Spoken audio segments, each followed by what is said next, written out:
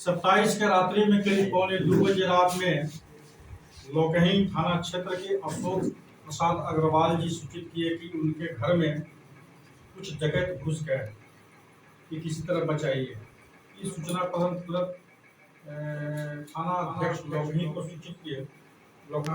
लोकही थाना अध्यक्ष उस समय अपने दल बल के साथ, अपनी पेट्रोलिंग पार्टी के साथ तुरंत निकले। मैं भी वहां से निकला और निकटवर्ती थाना को सूचित करते हुए घेराबंदी शुरू किया। वहां पर आने के बाद डकैत सब घर से निकल करके अंधेरा का फायदा उठाते हुए धान के खेत में चले गए। चारों तरफ सर्च किया गया, घेराबंदी की गई। वो समझ गए थे कि चारों तरफ से घेराबंदी कर दिया गया है, तब वो बॉर्डर की तरफ भागे। बॉर्डर पर भी थाना अध्यक्ष के द्वारा सूचना दे दी गई थी एसएसबी को अलर्ट रहने के लिए। वहां पर एसएसबी के जवान अलर्ट थे और भागने के क्रम में 4-5 आदमी वहां पर सामान लेकर निकल रहे। अचानक पुलिस को देख करके वो लोग सामान छोड़ करके कुछ लोग भागे। एक आदमी वहां पर पकड़ाया, जिसको खदेड़ के पकड़ा गया। ये अपना नाम गुणसागर यादव बताया और नेपाल के रहने वाले हैं। भर नहीं रहते गुणसागर पासवान, जो नेपाल के सर्लाही जिला के रहने वाले हैं। बाद में पूछताछ के क्रम में वो बताए कि उनके साथ करीब 11-12 आदमी और थे, जो पूर्व में भी लोकहा थाने में जो डकैती हुई थी उसका पूरा विवरण ही बताया कि कैसे कैसे वो लोग डकैती किए थे। फिर उसने बाबूबलई में जो डकैती हुई थी उसके बारे में पूरा अपना डिटेल बताया। ये पूरा टीम बाबूबलई में भी किया था, ये टीम मुजफ्फरपुर जिला में भी तुर्की के आसपास किया था, सोनपुर में किया था। फिर इन लोगों का अगला प्लान सोनवर्षा में करने का था, जो इनके ग्रुप के द्वारा तैयारी की जा रही थी। और इनके पास से जो सामान मिला है उसमें करीब 29 केजी चांदी है, चांदी का आभूषण है, और 950 ग्राम सोना बरामद किया गया है, जिसका कीमत 90 ग्राम 990 ग्राम 0.05। और क्या सामान पड़ा? और सर रुपया है, और रुपया है, कुछ रुपया है।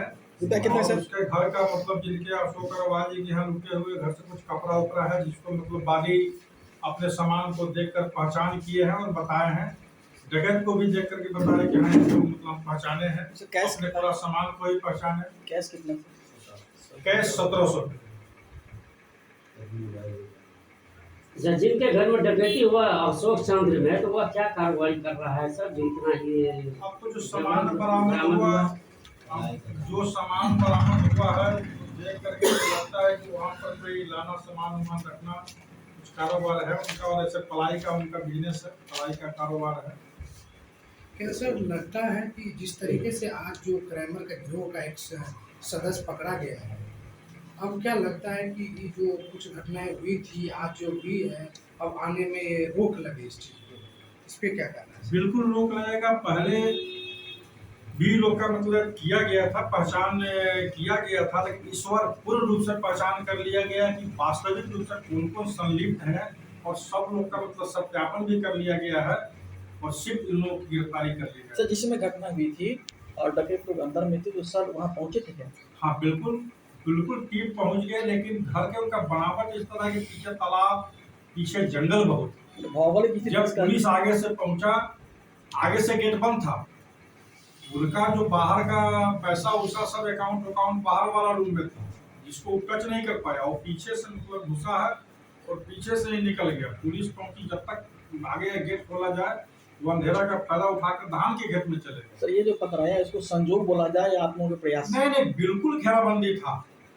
आप जो अपराधी है उससे पूछ सकते हैं, बता रहा है कि पुलिस हम लोग को चारों तरफ से घेरे हुए था, वो देख रहा है और भाग रहा है, मतलब नीचे होकर के बॉर्डर की तरफ किसी तरह निकले। अच्छा ये बताइए सर कि भारत नेपाल के सीमा पर जब एसएसबी तैनात है, तो कहाँ से अपराधी घुसता है भारतीय क्षेत्र में? नहीं, वो भी जब नेपाल वाला अपराधी जो है कोई आर्म्स लेकर साथ घुसता नहीं, वो तो मतलब एक जनरल नागरिक के तरह आराम से घुसता, और इंडिया में अंदर आ करके वो मतलब बांस काटना, डंडा लेना और इसका फायदा उठा करके घर में घुसना और करके निकल जाना, और बम भी बनाना। जैसे इस अपराधी पकड़ा हुआ बता रहा है, उनके ग्रुप का ही आदमी उसके घर के पीछे ही 2 बम तैयार किया, वो आकर के ही वहाँ बम तैयार करता है। इसलिए कि मतलब कि एसएसपी तो उसको सामान्य नागरिक समझ करके एंट्री देता है।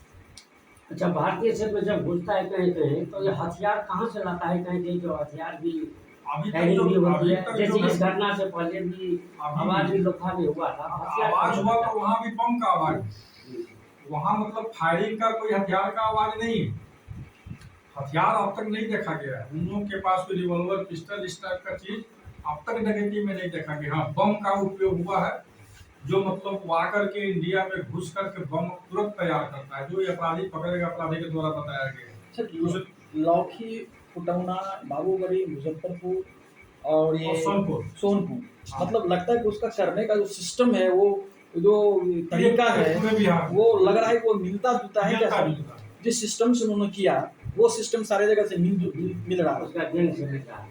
वो अपना रेकी करता है। पहले उसका आदमी लोकल जो है, जो क्षेत्र का इंडिया का आदमी, वो रेकी करके उसको बतलाता है कि कहाँ पर ऐसा करने से क्या मिल सकता है। उसके बाद टीम तैयार करके आकर के तब और अपराधी की पकड़ ये तो पुलिस के आधा घंटा में ही सफलता मिल गई, तो बहुत बड़ी सफलता है। बहुत बड़ी सफलता है, बहुत बड़ी सफलता है। ये घंटों के अंदर अंदर ही और ने सबसे आपने बड़ी बात गिरफ्तारी है और सामान बरामद करके पूरे ग्रुप का इसमें डिटेक्शन हो चुका है, पूरी जानकारी मिल चुकी है। अब चूंकि मतलब ये इंटरनेशनल बॉर्डर पर स्थित क्षेत्र है, जिसमें कुछ कानूनी दाव पेच भी आता है, क्योंकि उस देश का कानून अलग, इसका कानून अलग। फिर भी क्योंकि सारे डकैतों का सत्यापन हो चुका है, तो वो नेपाल से संपर्क करके शीघ्र ही सबको गिरफ्तार कर ली जाएगी।